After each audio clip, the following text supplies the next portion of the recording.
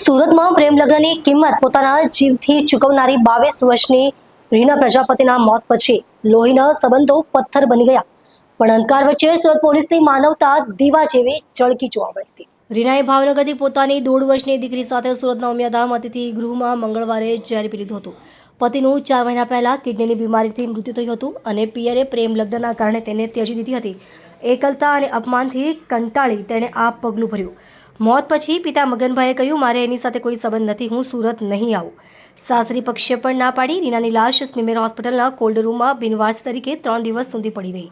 પણ Ashwini Kumar police station અધિકારીઓએ હાર ન માની. તેઓએ 4 દિવસ સુધી રીનાના જેઠ બટુકભાઈ બારૈયાને સમજાવ્યા, કાનૂની અને માનવતાની દલીલો કરી. આખરે જેઠ પીગળ્યા. તેમણે રીનાનો મૃતદેહ સ્વીકાર્યો અને 2 વર્ષની માસૂમ દીકરીનો કબજો પોતાને સોંપાવ્યો. પોલીસને CWC અને કોર્ટની કાર્યવાહી ઝડપી બનાવી, એનઓસી મેળવી અને મોટા બાપાને બાળકી સોંપી. બાળકી હવે પરિવારના આશ્રમમાં છે. સુરત પોલીસના આ ભગીરથ કામગીરીએ માનવતાનો એક અનોખો દાખલો બેસાડ્યો છે અને રીનાને આખરે સ્વજનોનો ખભો મળ્યો અને સન્માનજનક વિદાય મળી.